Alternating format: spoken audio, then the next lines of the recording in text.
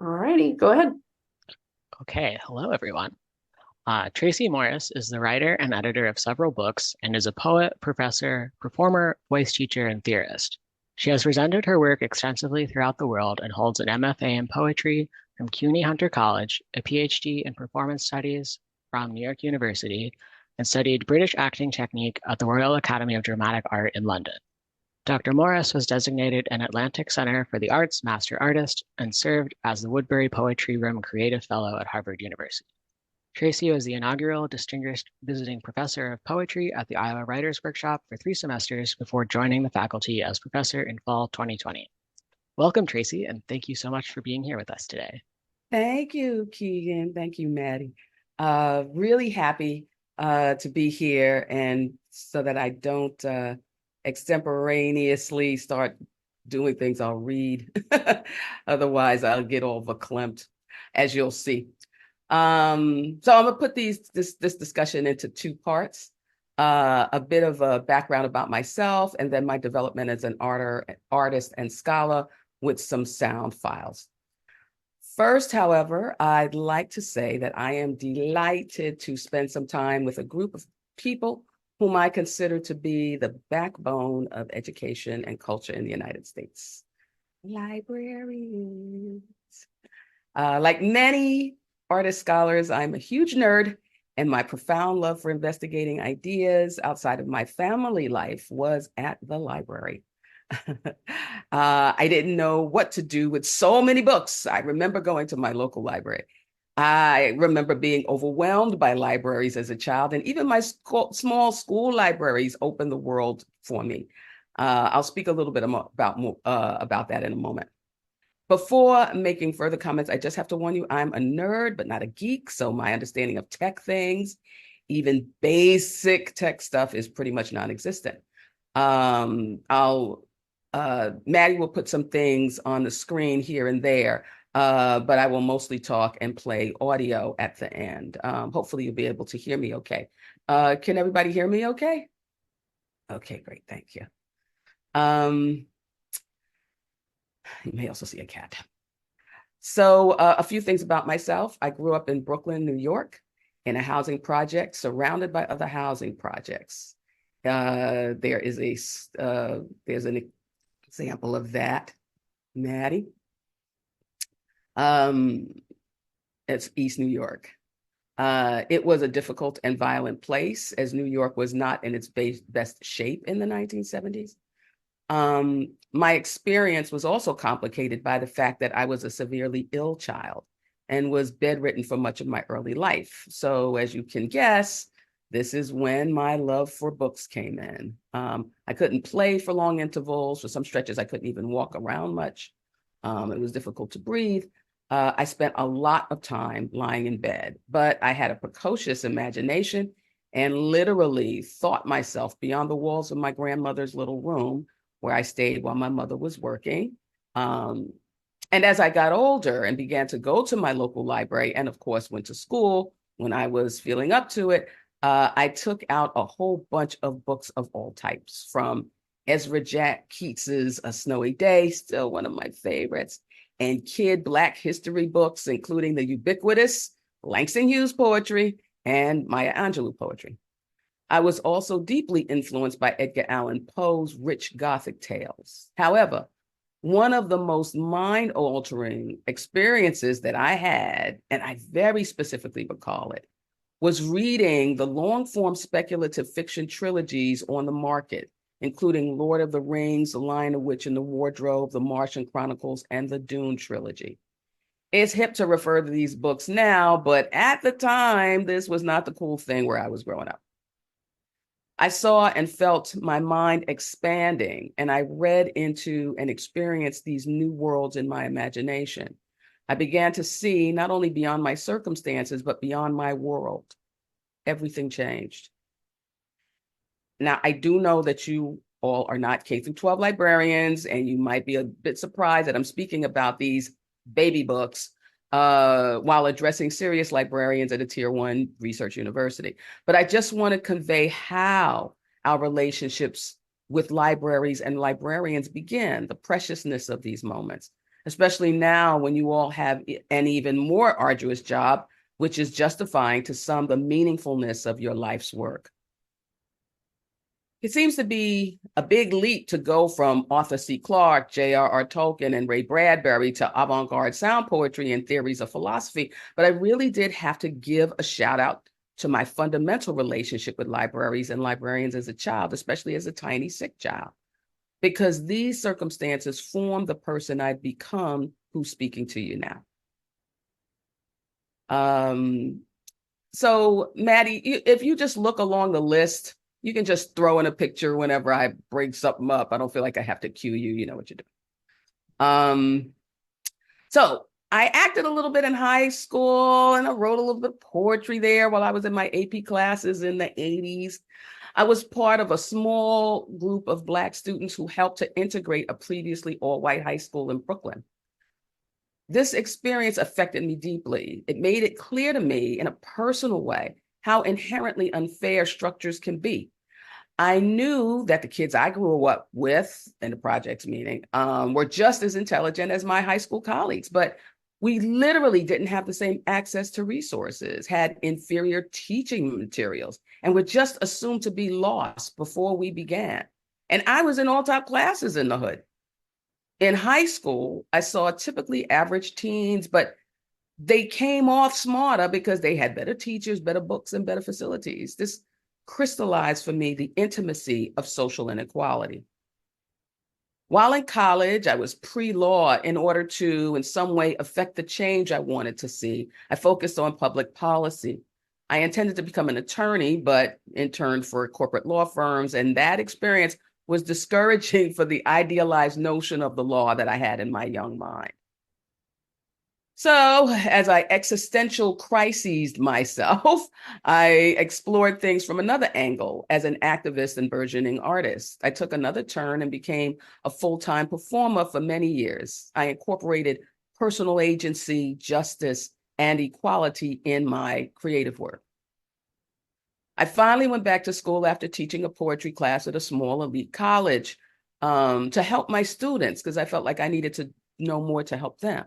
And to make a long story short, it made me realize what I'd missed and how I needed to support them. So I went back to school, finished up my BA, and went straight through to get my MFA, MA, and PhD in quick succession. The agency that I sought for myself and others as an idealistic pre-law undergraduate manifested in my support of my students as a creative writing teacher and as a scholar.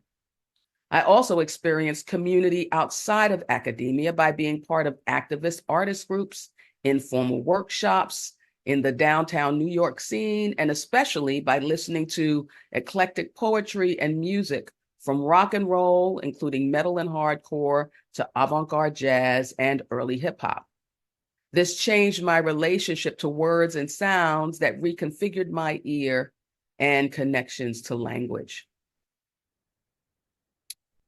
Because of my eclectic educational experience and my desire to learn more in a variety of ways, I was an autodidact with poetry before returning to school for formal training. This has given me a hybrid approach to learning that's not just about being in elite institutions. In fact, many of us who come to elite public flagship type institutions like University of Iowa and Iowa City and Hunter College, CUNY, deal with a broad spectrum of students with a range of educational experience whose sincere focus and interest in their subject matter, whether majors or graduate degree students, has put them in a different position from many of their peers, while at the same time does not preclude them from having, as I did, uneven educational experiences. Fortunately, I was raised with a great deal of cultural pride, a drug, alcohol-free home, and a hardworking mom. My parents were divorced when I was very young. All these elements culminated in me being able to withstand some of the more difficult experiences in my early childhood. I was also scared enough not to tempt fate by hanging out late, hanging out with gang members or anything. I was like terrified. I also had so much reading to do, and I still feel that way, and it's still true. This mix of extra scholastic and extra-scholastic and scholastic experiences conflated into a deeper understanding of how and where we can learn. Since I knew that there was something to this new thing at the time that was happening with the turntables and the rappers at the local block parties, there was something new going on with language that was everyday and out in the streets. Decades later, as hip hop was becoming mainstream and a global phenomenon, I would encounter a philosopher that, for conceptual and I think moral reasons, theorized on the primary importance of everyday language. That philosopher, J.L. Austin, became my academic focus, even though he did not discuss poetry in his ideas. I'll return to my thinking on Austin shortly. I want to highlight a few of the non-academic institutions that were crucial in my formulation of the hybridity between outsider and insider cultures. When I was a college dropout and full-time artist, these are the places I learned from.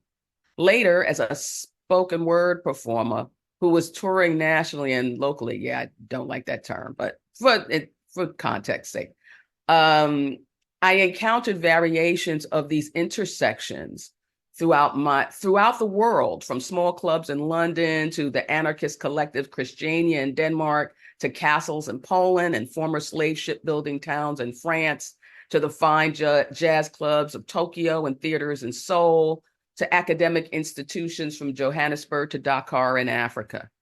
This range of innovations and places made me think anew about the totality of language and its specificity across the board, across cultures, epochs, and geographies. So this sensibility of sound and substance, from the conventional to the avant-garde, from the outsider artist to the halls of academia, gave me a radically diverse palette of how language, poetry, and music can work together. When I began to study speech act theory and a close reading of J.L. Austin's book, How to Do Things with Words, I was primed to investigate Austin seriously from this hybrid academic outsider point of view, this imaginative bedridden childhood, this young person at the cusp of America's full integration experiment. Austin's ideas about the profundity of everyday language and its performative nature, despite not discussing poetry or performance art, spoke to my feelings about the depths of regular people's speech acts and how they manifest in the avant-garde too. It's these connections with sounds and as a conceptual poetics that makes me feel connected to all of it, this unifying sense of poetry as a language, the sound of everything. To land at Iowa, and particularly at the Iowa Writers Workshop, with such a different background and perspective from the conventions of the standard bearer for creative writing in the country, is still a bewildering and humbling journey. It's really wild. It's really wonderful. Because of my intense and unusual experiences, as well as my later formal training, I have an advantage to be able to connect with the needs of an extraordinary array of students from all over the world, the kind of wonderful writers that are drawn to the Iowa Writers Workshop and who we accept represent incredible potential. Some of these students have had harrowing experiences. Some have been part of elite institutions their entire lives. Whatever their background, they come from a place of humility and with their work and commit deeply to the development of themselves and their peers in the workshop. I've sent my students to do research at the incredible collections at Iowa. Many of my students come for the workshop, and I encourage them to explore and know more about the campus, Iowa City as a city of literature, and Iowa itself.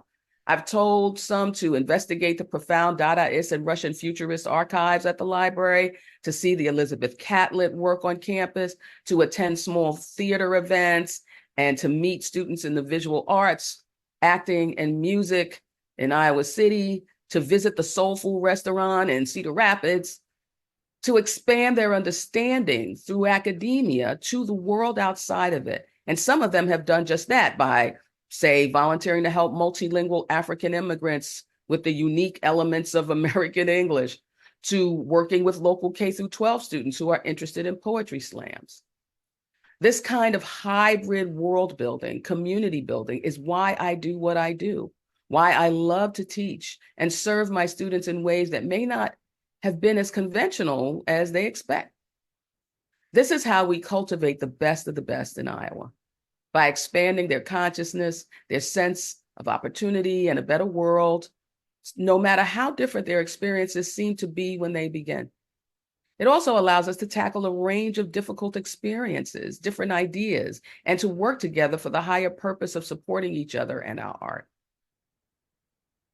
Speaking of art, I want to play a few sound-based poems. My written work can be found in various books and anthologies and journals, just to give you a sense of the range of sounds and words I've been working with over the years.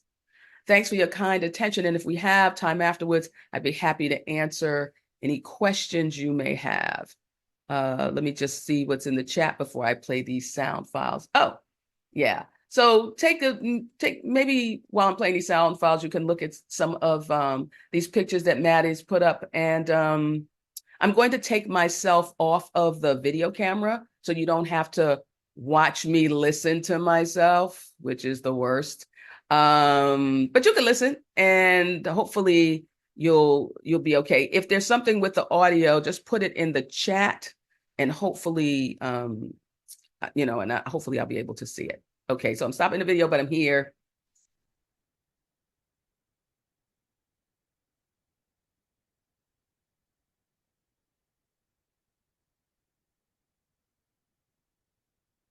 Creamy, baby girl Morris, 2 pounds, 0 ounces. I was born in death, in prayer. Angels, Egun, and mother huddled over the glass box. Rubber ceiling circles, plastic hands, smooth comfort, wither skin. I prissily eat this air, my coating color of an artificial sun. Already bored with repetitious day, asks me, what's night like? We need to be reminded, so brief was our stay. Remember warm though, a deep brown. Aerodynamic glass, white light blazing through. A glaze of unready lids. Their rays, promises of multi-hues, shapes, and shade. Just who is who here? Teeny tubes tie me to. Fists and little nails extend, curl. The globes, pustules, bubbles, spheres here. All the convections of heaven.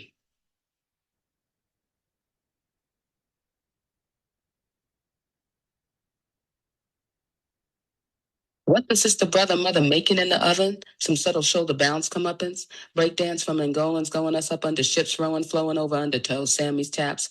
Hand jive happenstance to techno trans folks covered in colored. True black being an encompassing hue. Placenta siphon off magenta, violence, indigo blues with cane, cotton, tobacco, rose to hoe. So what you saying? So says John Henry with a creating steam engine. Recidivism's net effect is akin to an Amadou Louima ass kicking. Hit it. Reconnect Negroes AWOL versus dominating Nazi Aryans. Hit it. Reconnect Negroes AWOL versus dominating Nazi Aryans. RNA versus DNA in the body politic. Difference being the leftovers, sugar. What flies is attracted to besides it is bullshit. We get some circular accuses, infidels affirming the feral biologic important. Each territory a precious piece, killing with kindness, sweet like a Lauren declaration of love overlapping a loop by top backbeat, like a 12-year-old's pressed curls greased with dax, like somebody 57 polishing a T-bird with turtle wax. It's old romance. Akara to chitlins to chicken wings, shekere to ham bones to 2 techniques. Field holla doo-wops make microphone fiends. Oh, some of the subject matter of this work is mature and difficult, so just want to give you a heads up about that. This one isn't, but it's coming. Teeny feet rock the lay your double socks, the teeny feet rock the lay your teeny feet rock like the teeny feet rock, teeny feet rock lay your double socks. Papa's had piping a many-colored loose lace, ups racing toe keeps up with fancy freaky hair, slick slide just pressed, recently weaved. Hair handle mobile phones, hair handle mobile phones, hands mobile phones of 2 days urban god. Her hands are mobile phones of 2 days urban goddess thinking rings and kept tracking fingers. No need to be modest. 1 or 2 teeth. Cool, sport, gold. The initials that you get to her name to take from the side, and please. Chill, multidimensional shrimp, earrings framed with cinnamon, face crimson with the crimson with the compliment if a comment hits the right place on step to the plate with your datelines from 88 spare your simple fragile feelings with the same sense that you came. Color woman variation reworks the French twist, crinkle club fast and frosted bangs from the spray cans. Miss Never did she insist, no, you can't touch this. Miss Never did she insist, no, you can't touch this. And if piss, she insists, no, you can't touch this. And if piss, she balls fists that makes boys feel they must persist. She's the one, give her some under fire smoking gun of which raps her spun songs or sung bells or rung rock jerks or clock pistols cock the one that advances block well sex she's chocolates want all about you and don't you dare, but it's all about you. It's all about you, girl. It's all about you. And don't you dare. It's all about you. It's all about you, girl. It's all about you and living in your world. And don't you dare. And don't you dare. And don't you dare. Don't you dare stop.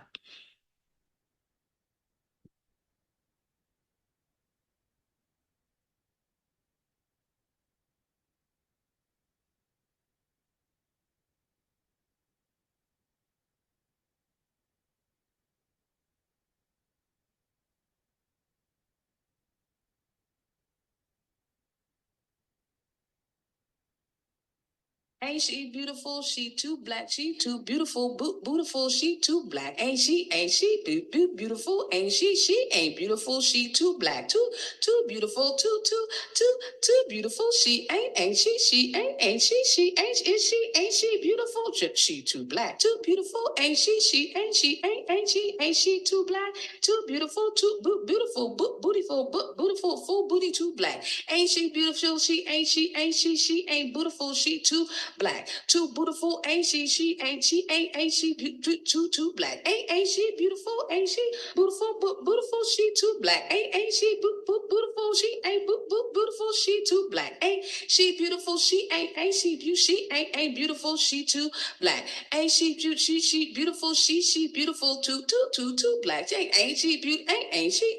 She ain't beautiful. She ain't too black. Ain't she beautiful? Ain't she? She ain't beautiful. She ain't too black. Ain't she beautiful? She ain't she? She ain't beautiful. She too black. Ain't she? She ain't beautiful. Is she? Ain't she? She ain't is she? Ain't she? She ain't she? Is she? Is she? Ain't she? Is she? Ain't she? She ain't she? She ain't she? Ain't she? She ain't she? Ain't she? She ain't she? She ain't she? She ain't she? She ain't she too beautiful. She too black. Ain't she beautiful? She beautiful. She full booty. She too beautiful. She beautiful. She bound beautiful. Bound beauty. She black. Bow beautiful, bow beauty, bow. She too black, beautiful, bang, ain't she? Bow, she black. She beautiful, she shoot, two. She shoot, too black, two. She too beautiful. Ain't she ain't black, she ain't she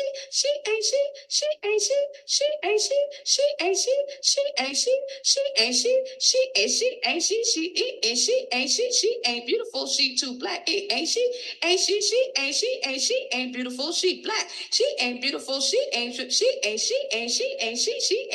She ain't beautiful, she ain't beautiful, she beautiful, she ain't black. She ain't beautiful, she ain't beautiful, she ain't beautiful, she too black. She too beautiful, but beautiful, but too beautiful, too black, too booty, too black, too black, too booty, too booty, two booty two booty two black. She ain't too beautiful. She ain't too beautiful. She ain't too beautiful but too black. Ain't too beautiful. Ain't she ain't too beautiful but too black. She beautiful but too beautiful but too beautiful black. Too butterful but too beautiful black. Ain't too beautiful. She ain't beautiful. She ain't beautiful but too black. She ain't beautiful but too beautiful but too black. She ain't she but too black. She ain't beautiful but too black. She ain't too beautiful but black beautiful but black beautiful but too black. Ain't she beautiful? She ain't beautiful. She ain't beautiful. She ain't she ain't she she ain't she ain't she ain't she ain't she ain't she black. Ain't she beautiful? She ain't beautiful. She ain't she black. Ain't beautiful. She ain't she black. She ain't beautiful. Ain't beautiful. She ain't beautiful, but ain't she black? But black and beautiful and full booty and full booty and full booty and full booty and full beautiful and black.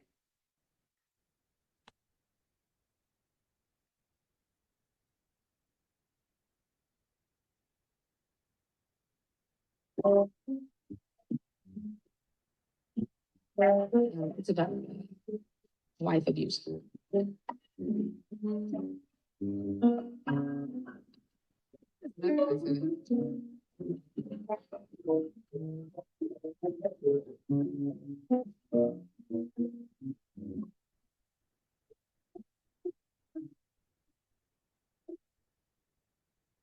Heaven, I'm in. Heaven, I'm in. Heaven, I'm in. Heaven, I'm in. Heaven, and my heart beats so. Heaven, I'm in. Heaven, I'm in. Heaven, I'm in. Heaven. Heaven, I'm in. Heaven, I'm in. Heaven, I'm in. Heaven. Heaven, I'm in. Heaven, I'm in. Heaven, I'm in. Heaven, I'm in. Heaven, and my heart beats so. Heaven, I'm in. Heaven, I'm in. Heaven, I'm in. Heaven, and my heart beats so that I can hardly. Heaven, I'm in. Heaven, heaven, I'm in. Heaven, I'm in. Heaven, I'm in. Heaven, and my heart beats. Heaven, I'm in. Heaven, heaven, heaven, I'm in. Heaven, heaven, heaven, I'm in. Heaven, heaven, heaven, I'm in. Heaven, heaven, I'm in. Heaven, I'm in. Heaven,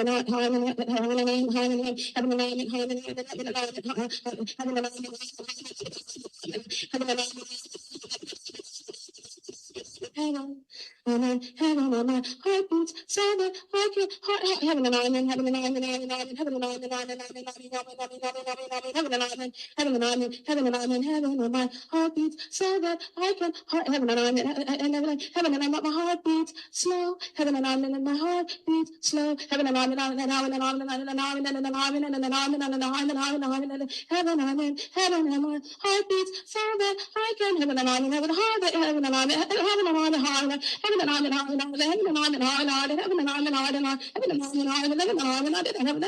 and I'm in heaven and I'm in heaven and I'm in heaven and I'm in heartbeats so that I can hardly heaven and I'm in heaven and I'm in heaven and hardly heaven and I'm in heaven and I'm in heaven and I'm in hardly heaven and I'm in hardly heaven and I'm in hard and heaven and I'm in hard and heaven and I'm in hard and heaven and I'm in hard and heaven and I'm in hard heaven and I'm in hard and hard and hard and hard and hard and hard and heaven and I'm in hard heaven and I'm in hard and hard and hard and heaven and I'm in hardly heaven and I'm in hard and heaven and I'm in hard and hardly heaven and I'm in hardly heaven and I'm in hardly hardly hardly heaven and I'm in heaven and heaven and heaven and heaven and heaven and heaven and heaven and heaven and heaven and heaven and heaven heaven and I'm in heaven and heaven and heaven and heaven heaven and I'm in heaven and heaven and heaven and heaven heaven and I'm in heaven heaven and heartbeat heartbeat heartbeat heartbeat heartbeat heartbeat heartbeat so that I can hardly heaven and I'm in hardly heaven and I'm in hardly heaven and hardly heaven and hardly heaven and heaven heartbeat so that I can hardly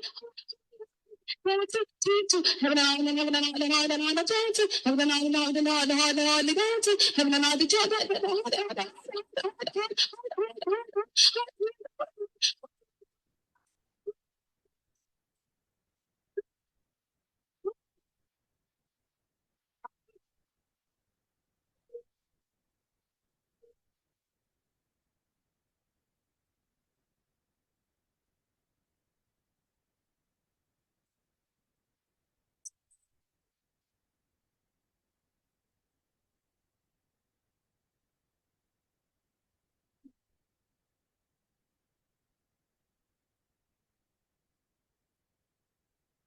You know, it's interesting. While I was playing those clips, I got a note from Zoom saying, it sounds like you might have switched to a different language. Please update it so we can provide better quality transcription. That's a keeper. Well, actually, it's gone now, but I'm glad I repeated it before it disappeared. That's interesting. Thank you for making my point, Zoom bot.